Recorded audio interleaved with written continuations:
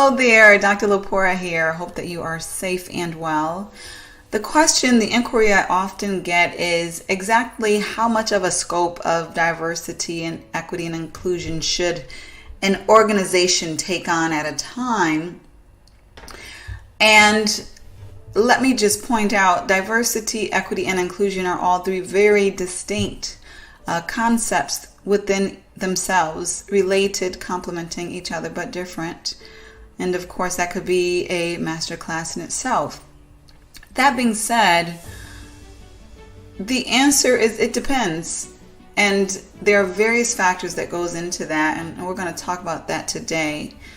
So again, we want to often ask ourselves, can we even boil the ocean of diversity, equity, and inclusion?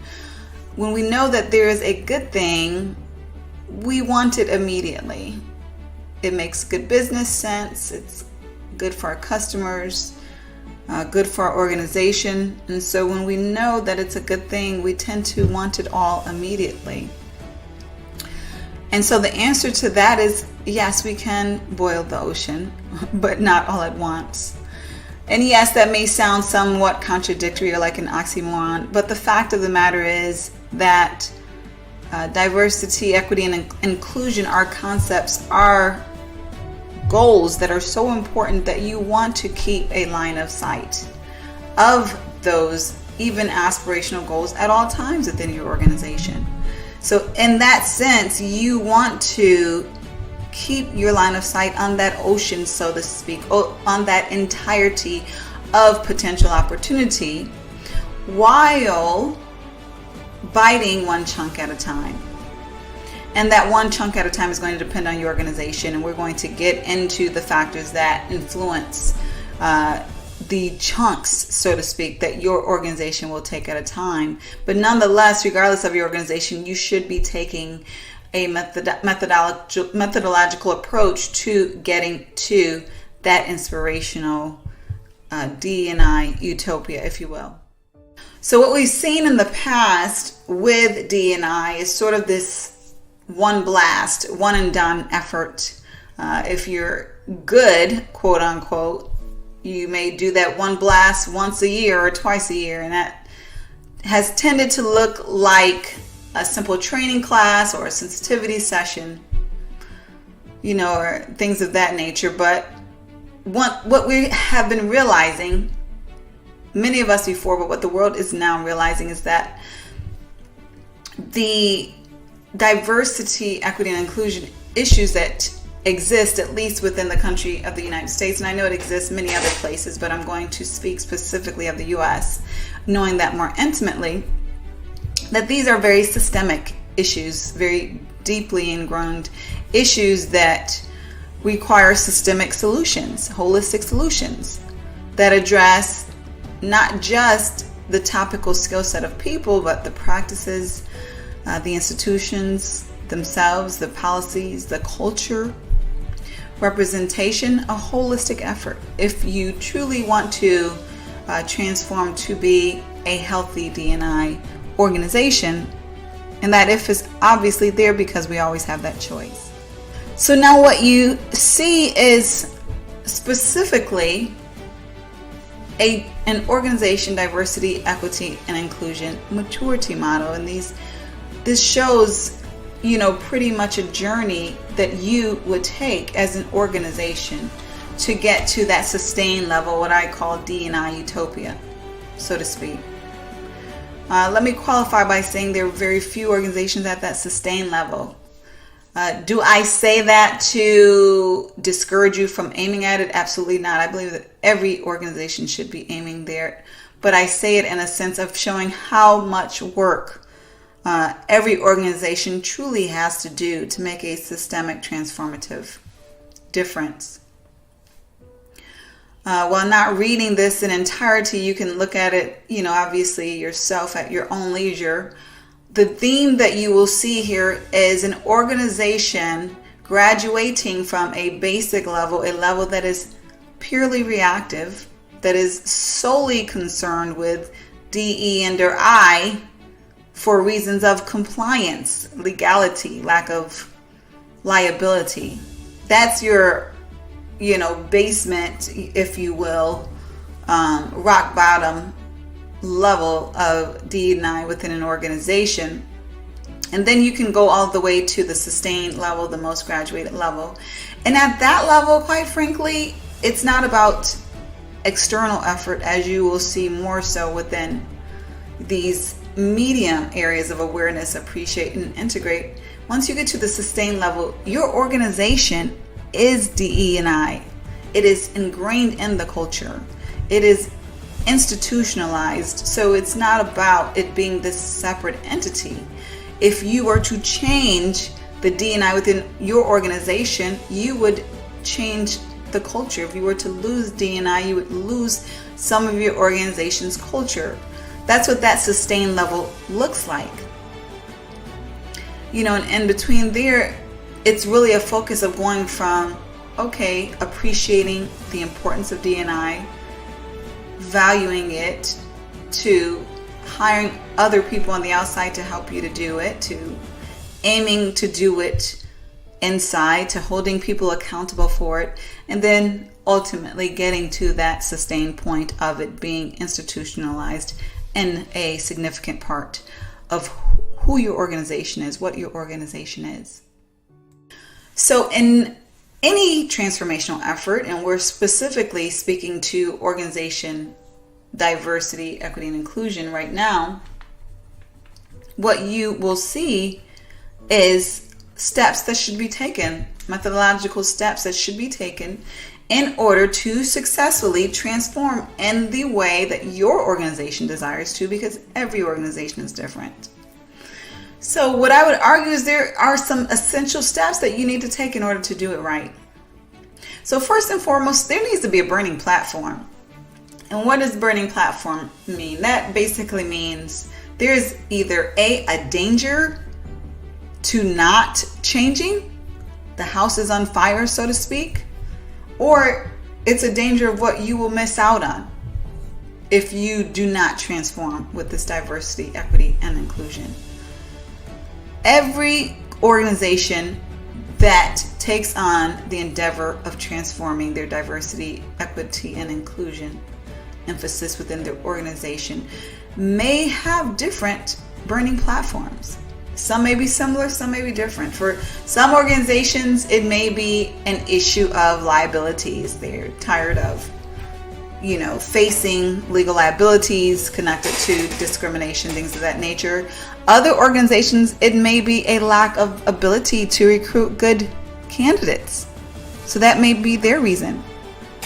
Another organization's burning platform may be more positive. It may be because they strive to be an organization that provides the best for their customers. An organization that provides a diverse, collaborative, innovative, integral part within the organization, and that may be their burning platform. The reasons, also known as the burning platform, the strong reasons, if you will vary. Another essential component is for your organization to have a vision that is strong, closely tied to what you want to seek. And this includes the goals, of course, the goals that are tied to your vision, which is also equally important. So what does that look like? From a vision perspective, it's about the appropriate communication, from the perspective of, is it simple and is it well focused so that someone can easily understand what you are attempting to attain? In accord with that, is it communicable? Meaning that you can communicate it in a way where people understand. Is it imaginable? This begs the question, obviously this is subjective, but for your organization, can people imagine this vision actually happening? Or is your culture so far from that vision that they can't even imagine your organization getting there? Very importantly, is it desirable? Is the vision desirable? Meaning, do you have enough of the right stakeholders? And you would know what the right stakeholders are, people who have influence within the organization, who are needed by the organization, who desire this vision, who desire to upgrade, if you will, your DE and or I efforts and feasibility. Is it shown to be doable? Is it shown to be a feasible response? Meaning, when you compare it to other alternatives, does it make sense? Have you done your due diligence regarding how it's actually going to happen? And then lastly, a very important one is flexibility, being flexible. Is your organization flexible enough now in the vision to take it on, while knowing a vision is not an implementation plan, but flexible enough to adapt in order to be successful in it? Because anytime we do something new, there are going to be unexpected occurrences. And when that happens, it's important for us to be flexible enough to pivot in order for what we seek to be successfully implemented. So we went into the importance of a burning platform, the importance of having a vision and what that good vision looks like and goals. And then there are your alternatives. Now, people will often argue if you truly have A as a goal, you don't want to talk about B and C because that discourages you from focusing on A. And what I would argue is that you do want to talk about B and C. Even if you ultimately are committed to A, you want to understand B and C because, for one, it will make your plan A better because you may include some elements of B and C with A. And secondly, you want to understand the skepticism that is within your organization. If there are people who have alternative suggestions, you want to understand their needs so that you can address them with whatever you commit to. And you want to understand them to manage resistance to change, which often comes when there are those desired alternatives. So that is a very important reason to address your alternatives. You want to ensure you have sponsors. That is another very important step in building your diversity, equity, and or inclusion transformation strategy. Sponsors are those individuals who do just that. They sponsor the effort. That is, they have enough power and resources to make the effort happen. The effort may not happen without those sponsors. Those sponsors are often most likely the top leaders of the organization. They are the ones who, when they grab the microphone, people will listen to, and they also the ones who tend to have the purse strings. So whether it's the CFO or the director or the CEO, it's obviously the most desired. These are very important sponsors to have, because while we often love to cheerlead and desire that whole change from the middle up, and it does happen, when we work with transformational change, we know that typically change is not successful without those top level sponsors.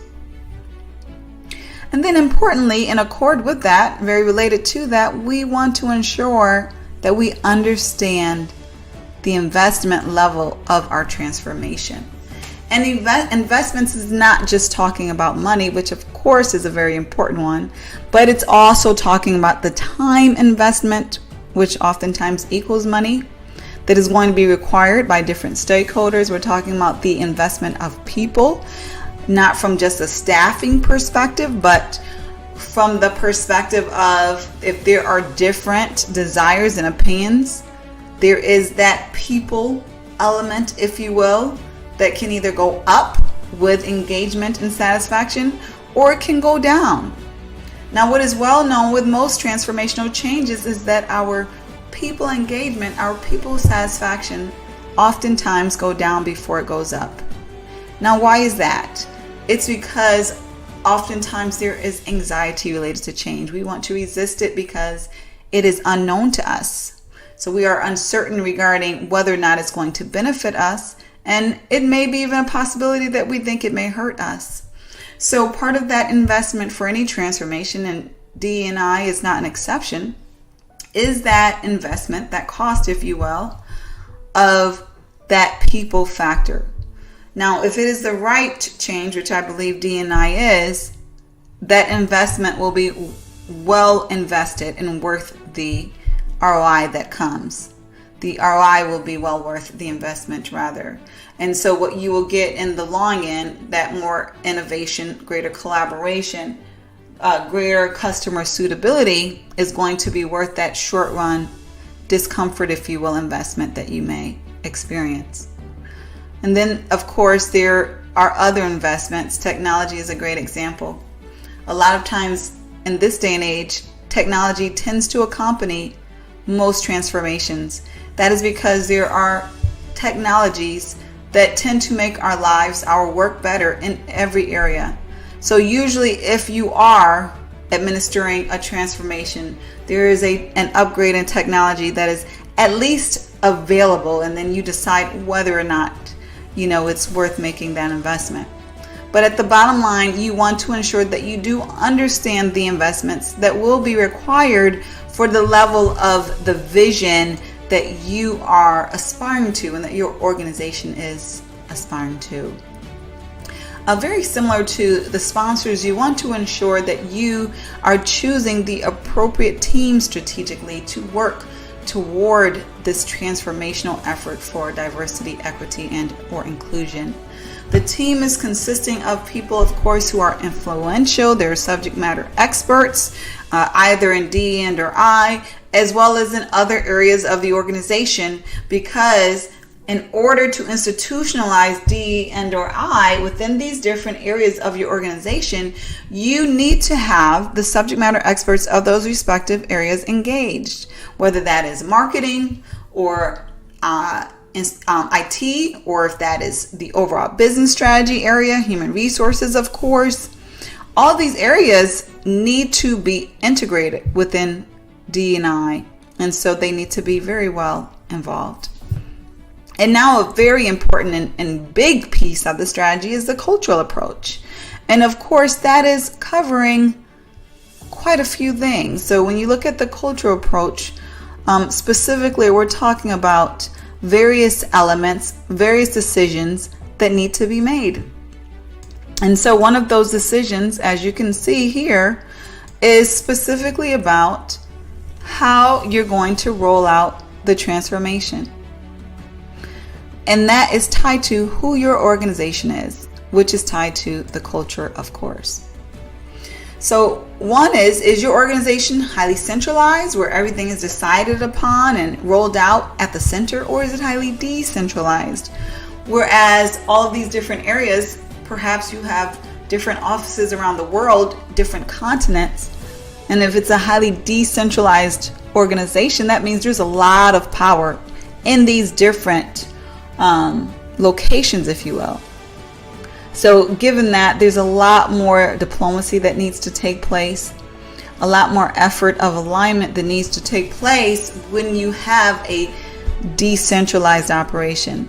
Now, of course, there are significant benefits in a decentralized organization, but you do want to keep in mind that extra effort that is going to be tied to rolling out a transformation, because it will be not just one transformation, but it will be several transformations at all of these different hubs, if you will, that you have within your organization. Part of that cultural approach deals with whether your organization is hierarchical or consensus based. Is it an organization that has to decide together about everything, or does the leader just drive it down and then it's one and done? So that's going to be a very important component to consider. Is your organization one that is mature with change, whereas you can basically roll out the vision completely up front, or is it so immature with change and risk averse that you have to take more of a snowball effort, introducing little by little? These are things that you want to take in mind and consider as well, as part of what your culture is and how that approach ties to what you will be getting done.